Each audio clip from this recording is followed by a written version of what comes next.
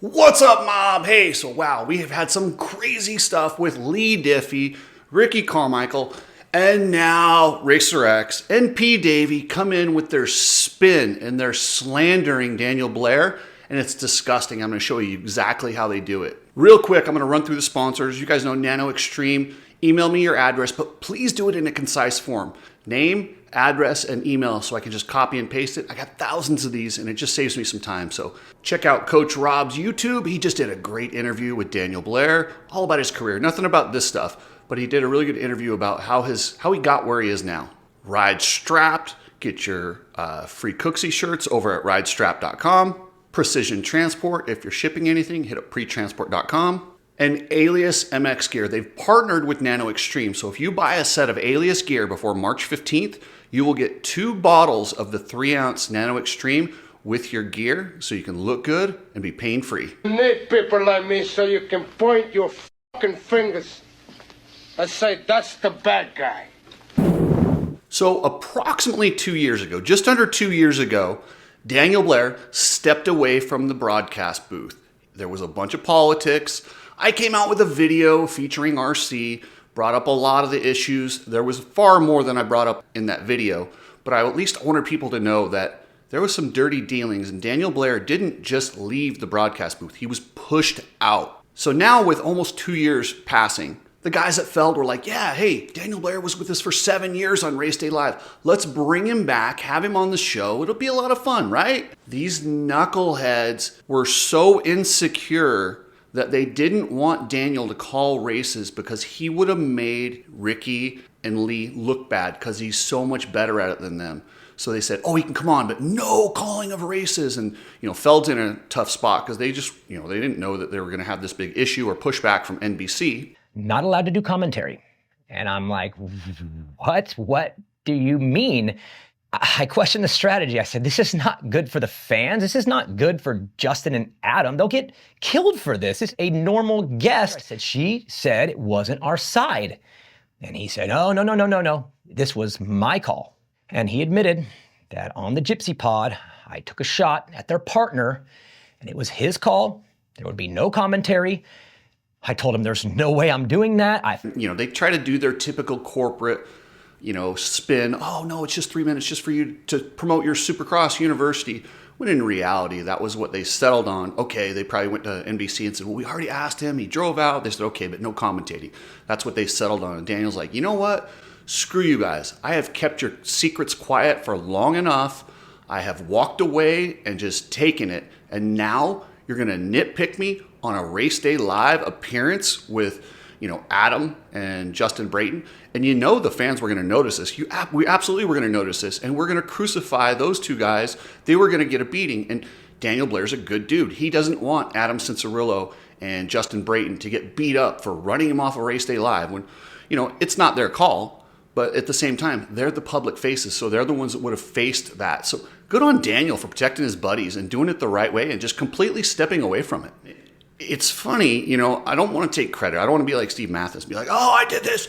But it was my video that kept this spark alive, that let people know that something was amiss here with Daniel when he left the broadcast. And this did keep it alive long enough to put enough pressure, to cause enough issues, that Daniel finally just had enough and he just let it go. Was the Cooksy video. I get a text and a call from Ricky's manager, who should have kept his mouth shut about me the last 2 years. And thanks to my video, now Ricky's manager, this guy by the name of JH, he's a real knucklehead. I have tried to get a hold of him multiple occasions. He will not call me back. He won't text me. He will not even talk to me. He's terrified of me. I don't know what his deal is. If you have questions about what I'm posting or what I'm doing, why wouldn't you just ask me, JH, you coward? Instead, they go to Daniel and ask Daniel, knowing that I think highly of Daniel Blair. I think he's a high-quality person, and I would never intentionally do anything that would hurt his career. And they know that. And they know if Daniel asked me, I probably would have squashed it just because I like Daniel, and I don't want to put him in a bad spot. Big oops. He says there's a Cooksy article that's coming out soon. I had no idea what he was talking about. He wanted me to stop it from happening. And I said, no way. I am not getting involved. I have moved on. Thank you, Daniel, for not putting me in that spot and letting me be myself, because While I like to tell the truth, I'm also not a dick. And by the way, JH, if you're the manager, you're the agent, it's your job to call the guy like me. If you don't want this to air, call me. Tell me why it shouldn't air. Tell me Ricky's side of the story. Tell me what didn't happen. Maybe I won't. Maybe I'll change the story. You don't call and just try and get it shut down. You're a horrible manager. You're a horrible manager. You're not good at your job. Ricky should fire you because you don't do anything. You're just there suckling on the power teat off of Ricky Carmichael and whichever other rider you convinced to be around you. He starts out all nice per the norm, and then he flipped. And I said, you listen to me. Nobody wants to hear from you. The fans want to hear from James and Ricky. Get it to them and stay out of it. I mean, are you serious? What, I'm going to dominate the call with the legends? And Daniel refers many, many times in this video to Mr. Decision. So Mr. Decision is this knucklehead NBC executive by the name of Jeff Benhke. Yeah, Jeff Benhke. He's about 5'2". He has a picture of himself with Tom Cruise, and Tom Cruise, who's a midget, is towering over this little guy. He's your typical executive. He only rules with power and manipulation. He has no clue about Supercross. He thinks if you just bring in, like his formula is bring in a past champion, bring in my buddy Leigh Diffy, who's a professional announcer, and you can put any former champion with the guy. I just need them to have credentials. That's his formula.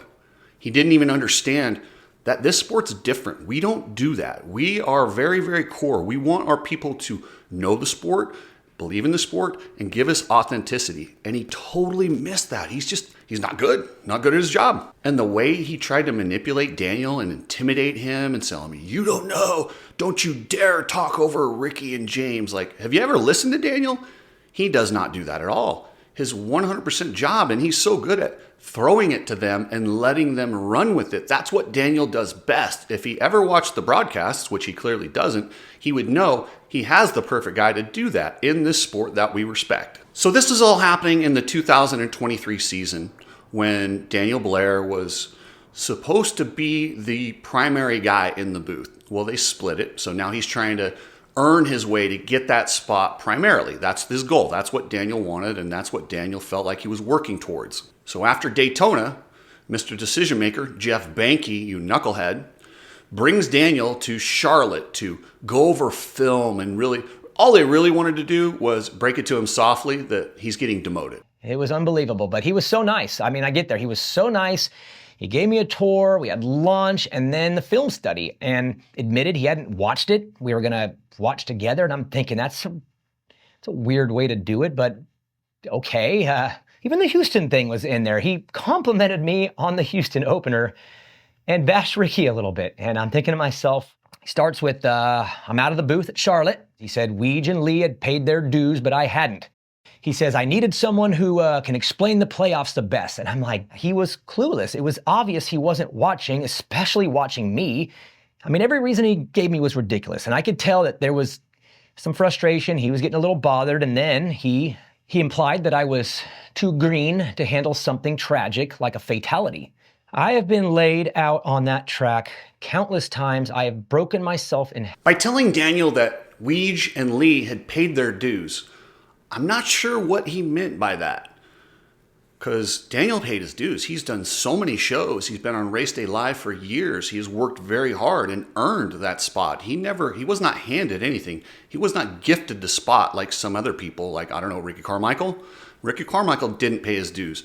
Daniel paid his dues. He's done the shows. He's done everything to get into that spot. But what it really was is this is at the same time when they're merging with MX Sports and Feld are merging. So they've got to merge these two broadcast crews into the playoffs. I'm pretty sure Davey Coombs probably went in there pretty hot and insisted he get his guy Weege in there.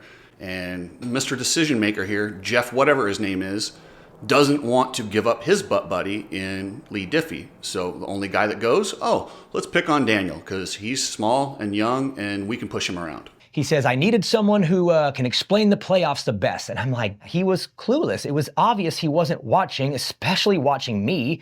I mean, every reason he gave me was ridiculous. And I could tell that there was some frustration. He was getting a little bothered. And then he implied that I was too green to handle something tragic like a fatality. I have been laid out on that track countless times. I have broken myself in half multiple times in those stadiums, I make this decision now. And he said he had to do what was best for Ricky. And then, giving Daniel the excuse as to I need someone who can explain the playoffs. If he knew anything about Daniel, he would know Daniel's been pushing for a playoff or a kind of a chase format for years, probably 10 years. Ever since Daniel's had a podcast or been in the public eye, he's been pushing for this. He was a part of this in Arena Cross when they did the chase format. Who better to explain it than a guy who's raced in this type of a format, been around it and called it, and also talks about it regularly? And to go for the jugular and say Daniel couldn't handle a fatality. Daniel is the most empathetic person in that broadcast booth. He is more equipped to handle that than probably anyone that I've ever met. He understands how to pay tribute. He's a guy who's been injured on the track. He understands the seriousness of this sport. I'm sorry, but that's a low blow, and that's a guy searching for a reason not to put Daniel in there. But it's actually not the real reason. He's finding a reason. He says, Leigh Diffy is the guy, and you need to understand that. And tells me Leigh isn't going anywhere, and you need to be grateful you're here. So him telling Daniel, Leigh Diffy's the guy, and you need to understand that, makes me wonder, what is going on? So I researched Leigh Diffy. Leigh Diffy has a crazy lawsuit pending about someone being assaulted on his property. RAPE. I don't like to say it because YouTube slows down the videos when you mention that. That happened on his property in a P. Diddy style party. I'm wondering if Jeff Benhke, were you at this party? Were you that guy? Is there blackmail going on? It really brings me to some questions because they are not giving this job on merit. They are not doing this on who's the best announcer. They are doing this on personal favors and butt buddies. So what does he have over you and what do you owe him, Mr. Benhke? So after this meeting goes bad, Daniel goes back and he gets a call from Ricky. And I get a phone call from RC, which was a very inappropriate call, in my opinion. He gave career advice on how I could get to where I wanted. It involved Leigh, and it was pure politics. I was disgusted. It was a tense call. I didn't respond to his advice very well. This is a power move by a guy who's always gotten his way, no matter what. He's been called the GOAT, and everybody just bows to whatever he says because he was good on a dirt bike, not because he's good at announcing, not because he's a good person, not because he's even likable, but because of what he has done on the dirt bike. And I'll give him that. He's got one heck of a resume in dirt bike racing. Keep in mind, it was in an era when there was a lot of PEDs being used, and he was probably the first to really take advantage of EPO and some of the things that are available.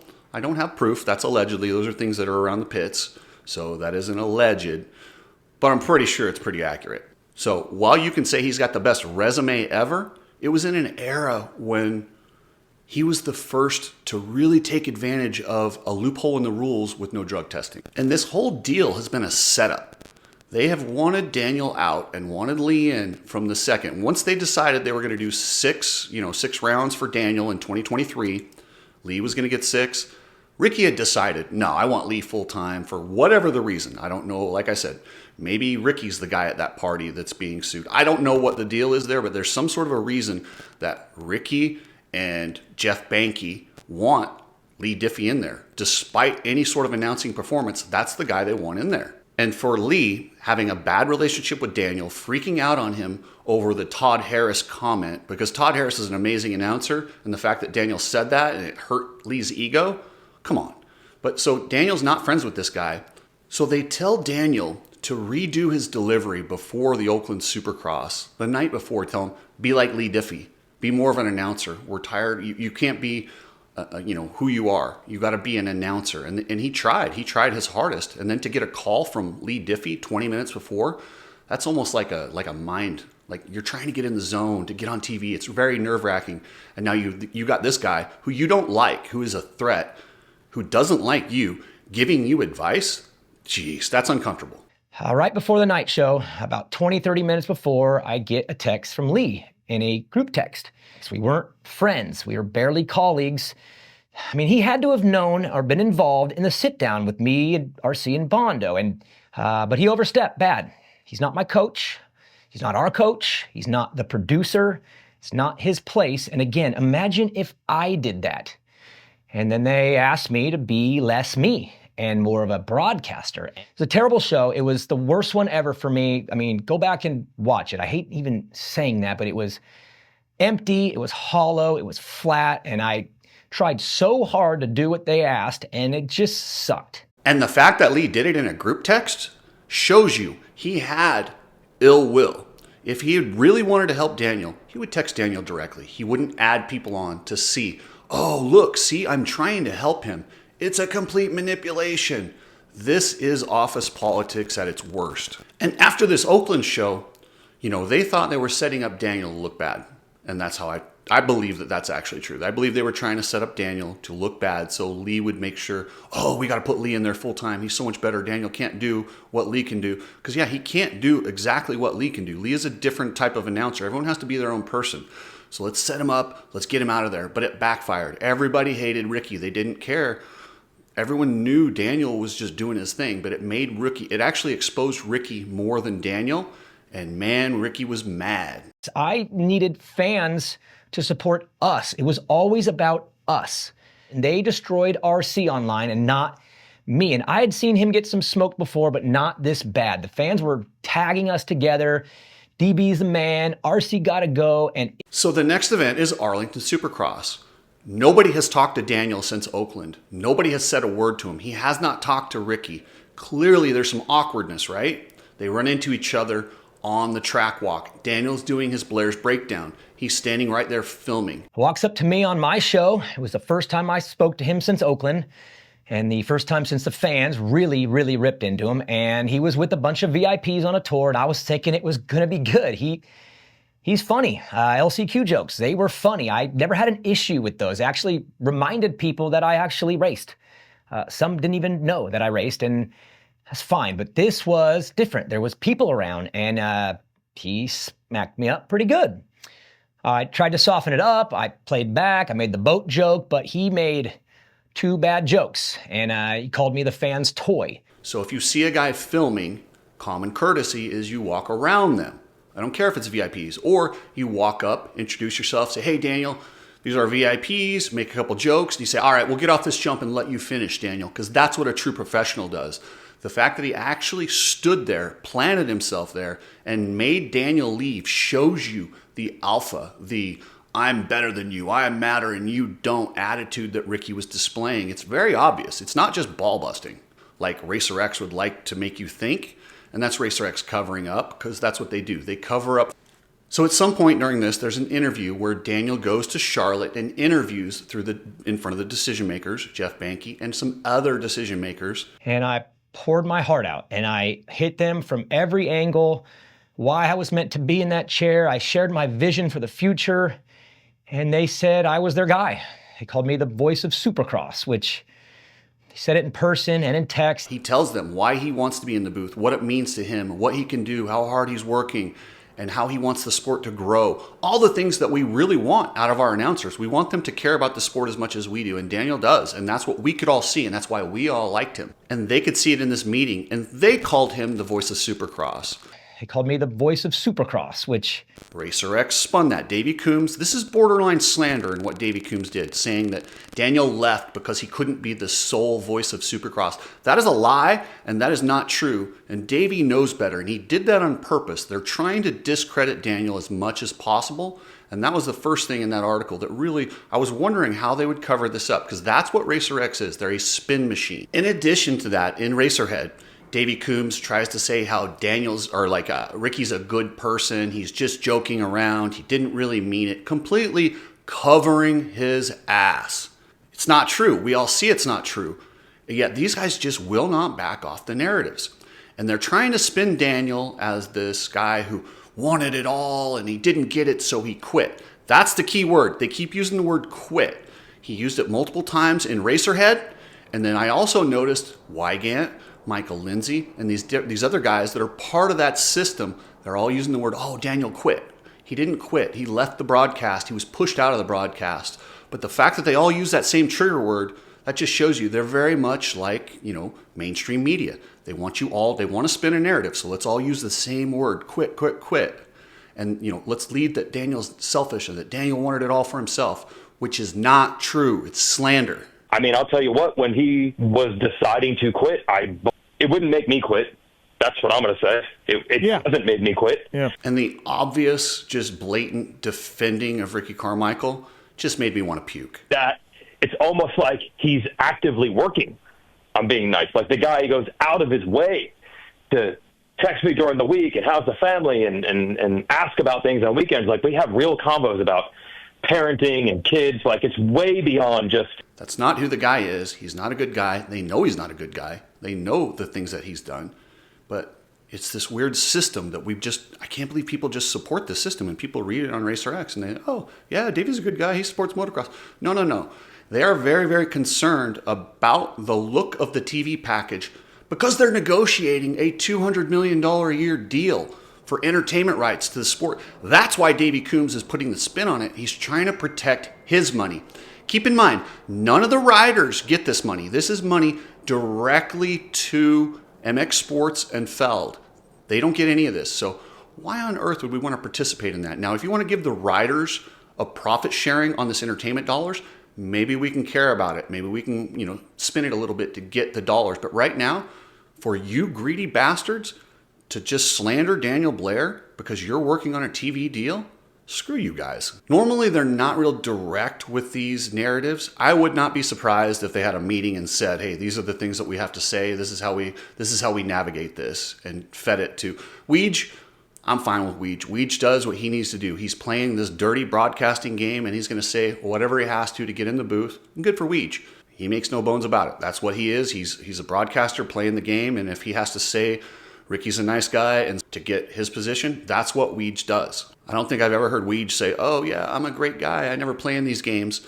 I kind of respect that a little bit. But anyway, guys, that's my full breakdown on the Daniel Blair situation. Now that they've got the Racer X spin machine trying to slander Daniel Blair and make it seem way worse than it is.